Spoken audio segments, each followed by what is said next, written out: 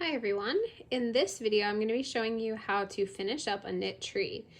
So right here what I've got is a High Peaks pine that's all knit up and ready to be cast off, stuffed, and then put on a little base. So maybe you like to have your trees go onto a little base like this. These are just ones that I make. It's just a slice of wood with a stick attached to it.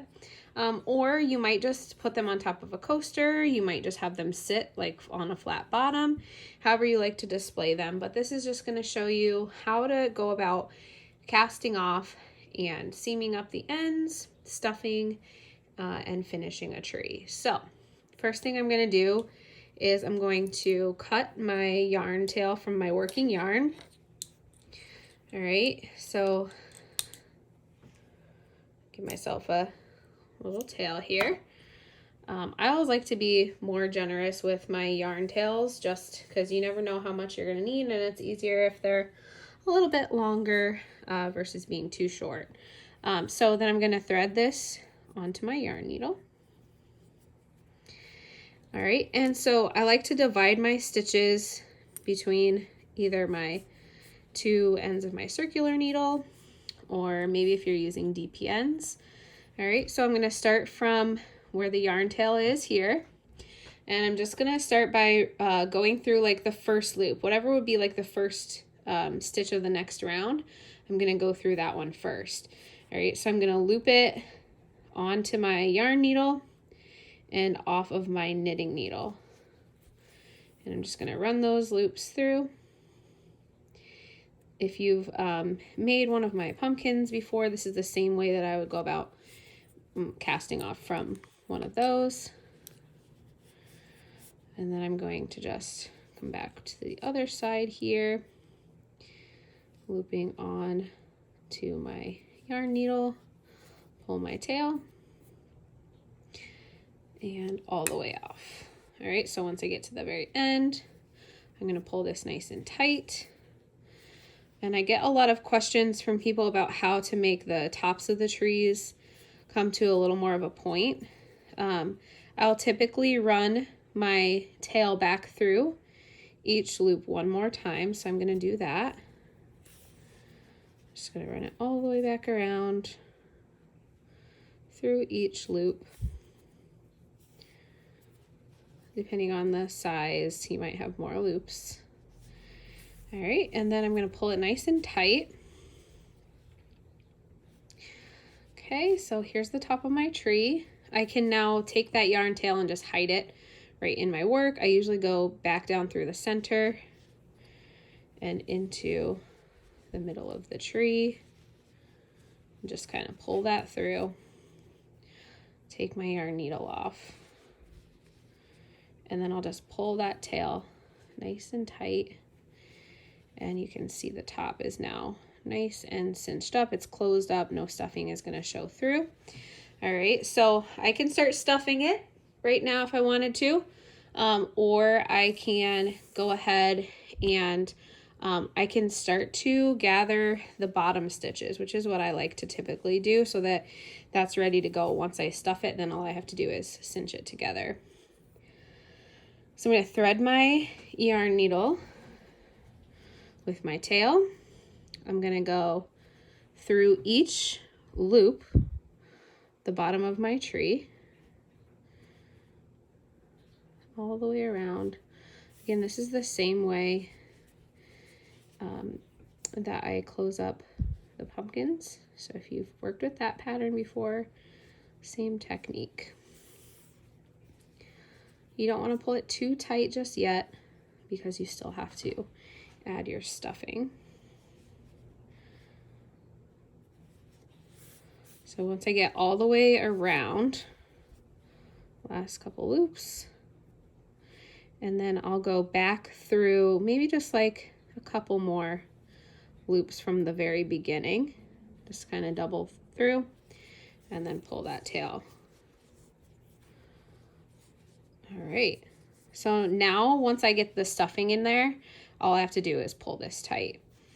Okay, so the beginning of your tree here, these knit stitches are going to end up being the bottom, and then this row of purl stitches is going to end up being kind of the edge. So I'll show you guys on the garter spruce here.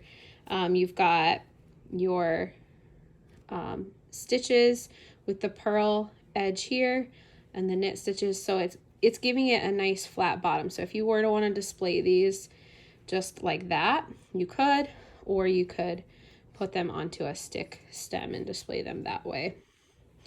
All right, so I'm going to start stuffing.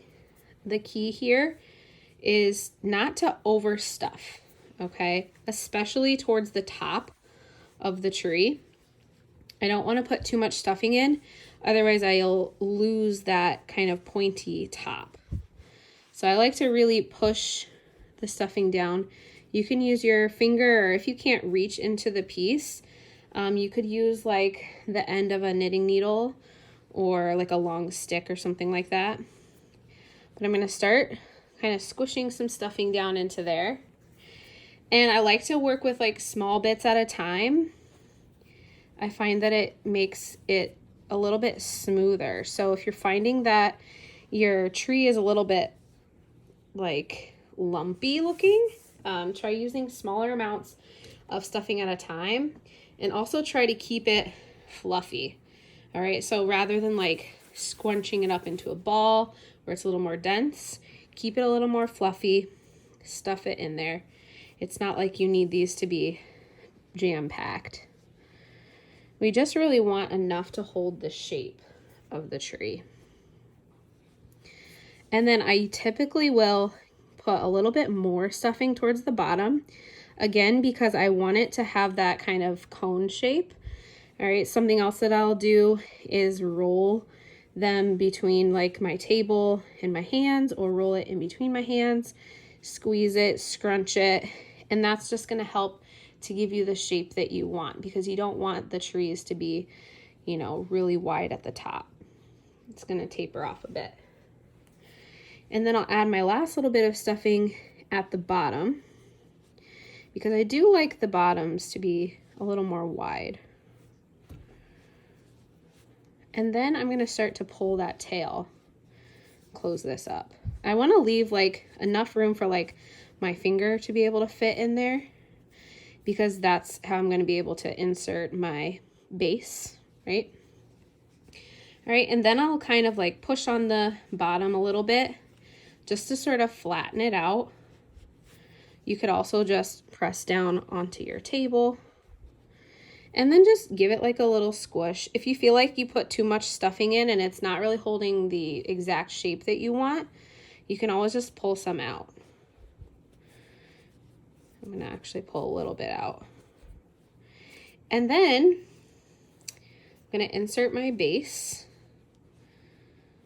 All right, so I've got my stem here, and I'm going to kind of position it where I want it. And these do, you know, tend to need a little bit of refluffing here and there. If the top of your tree gets a little smushed while you're working on it, not the end of the world. So I'm going to pull that nice and tight and make sure it's properly attached. I'm going to actually use that tail, and I'm going to run my tail through a few more of these loops just to make sure it's nice and secure. And if you want to be, you know, really sure, you can go back through each loop. Whoops, sorry, I'm like out of the frame here.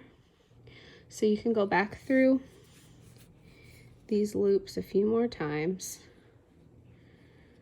and then just pull it really tight,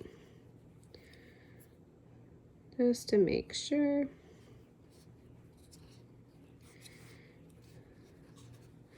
Some people like to use a little bit of hot glue. That's definitely an option.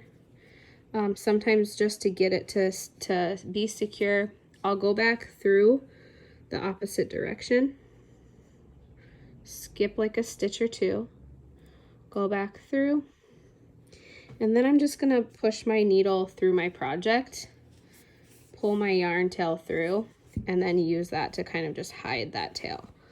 Then I'm going to cut. yarn. And then I'm going to give it a little bit of attention and fluffing. So I can kind of scrunch the stuffing down a bit, turn it, smush it, pinch it. This is where you just kind of have to give it a little bit of attention to make sure that it has the shape that you want. And then you can pick, you know, which side you like to display it, however you like. All right, and then that's it.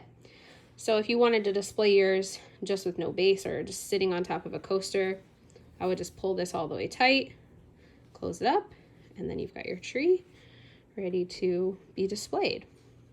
So hopefully this video has been helpful for you guys. If you have any questions, don't hesitate to message me, comment on this video. Let me know if you have any questions, and hopefully you guys enjoy making these little knit trees as much as I do.